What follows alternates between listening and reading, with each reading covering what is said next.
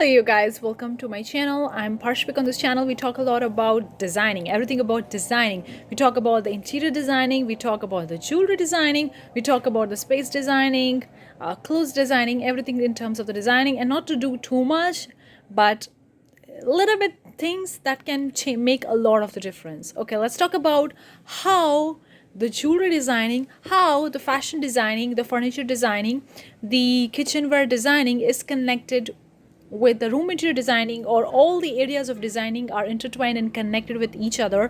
How the rules of home interior designing and the rules in the jewelry designing are connected. Let's talk about this. Nobody's talking about this, so here we are talking about it. Let's dive in. Give this video a big thumbs up, consider subscribing, turn on the bell notification for more such videos. If you guys have any questions, any video suggestions, do let me know in the comment section below. But for now, let's begin. The first rule that works in everywhere is the rule of odd number. And you can see this is the chain I'm wearing right now, and it has the 5 pearls, 1 2 3 4 and 5 pearls. So it is also following the rule of odd number instead of the even number. So odd number works in everything, whether you are pairing it in the room interior home space, or whether you're pairing with the jewelry, whether you are pairing it with your fashion designing, like if you have the layer or textures on your dress, on your clothing, going with the textures, with the patterns, with the odd number work perfectly well, because it gives your eyes to focus on something like, oh wow, it creates something unique, something more different.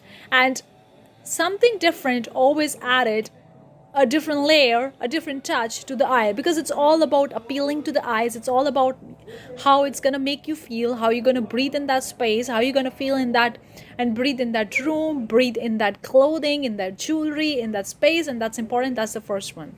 The third, not the third, the second one. The second one I have for you is playing with the accent colors along with the primary colors. Wait a second, guys. I have my cat. This is my teeny kitty, and it's coming on the table looking at me what I'm doing. Anyway, guys, just a little bit cute touch here. Okay, the second one with the accent colors. A lot of the people think that if I wear everything in one color, it's gonna look amazing. It can look amazing, but it can look super boring. If you wear all the beige clothes and your jewelry is also beige, even your hair color is also kind of like similar to your clothing, it's kind of like a boring. So you do need to play with the different colors. We're not gonna make it like a rainbow colors or introducing so many different colors, but having 2 to 3 different colors can make the space, can make your designing, can make your things to the next level, and it's gonna look more appealing to the eyes, more interesting for the person to look at, like something interesting. Wow, right? The third rule is the focal point. When I'm talking about introducing accent colors, I'm also talking about the focal point. Focal point could be a statement piece, a statement ring, a statement earrings, where the eyes goes first, where the attention goes first, and then everything is creating a balance and harmony with that. So even in the room, you put one piece of art or a chandelier or a ceiling lamp, ceiling light, or a green potted plant in the corner or in the middle, or sofa set, whatever. That could be a focal point, a statement piece. Similarly, could your jewelry, could be a necklace, could be a statement piece. Even in the fashion designing, could be your top part, could be a statement piece, and rest everything is going together. If you are having so many focal points, then everything is catching the attention of the viewer, and there is no space and room to breathe or to feel like space. So that we do need a negative space.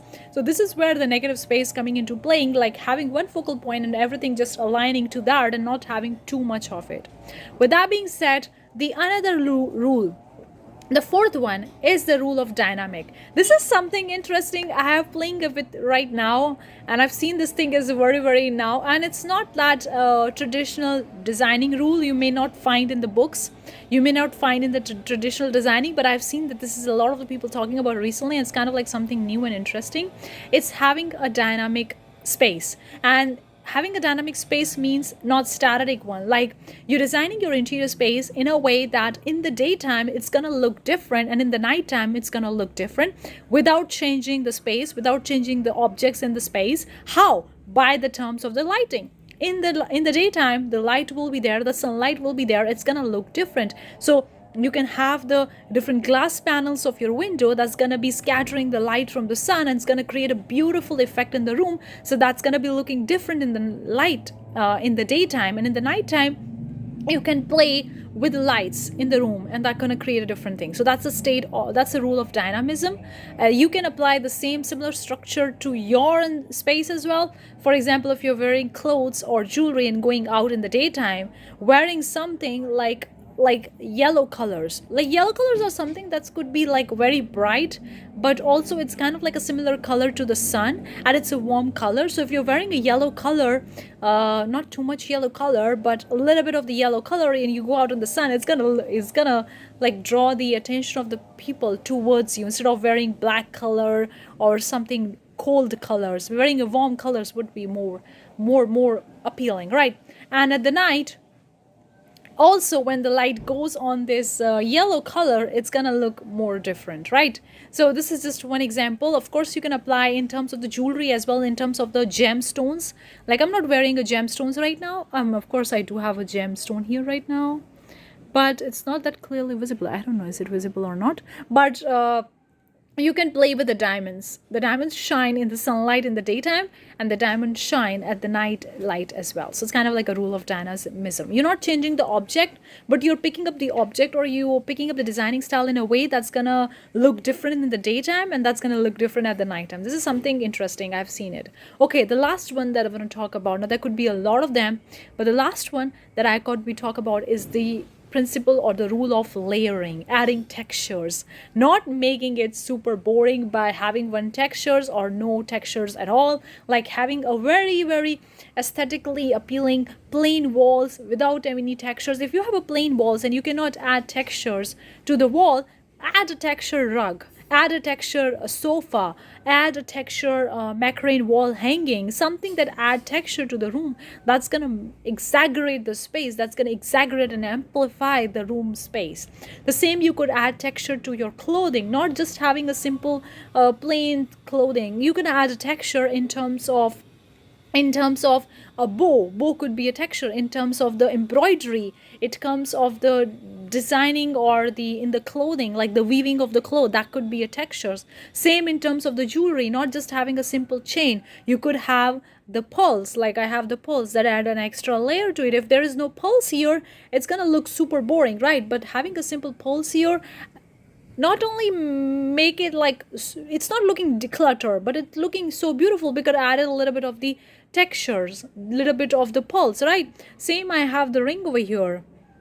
Now it's not super boring ring, it has a little bit of the texture, and that added another space. So hopefully you can understand by this video, or I'm gonna make more such videos in the future, like how can you apply the rules of designing, not just in your home interior but to every aspect of your life, because we want to design every aspect of your life to make it look more appealing, not just for the eyes but also for us to breathe in, live in, feel it, and have use our all sensory organs to enjoy our life. And we don't need to go with too much changing the things. A simple layout can make a significant differences. Let me know if it's helpful. I'll see you next one. Bye bye, take care.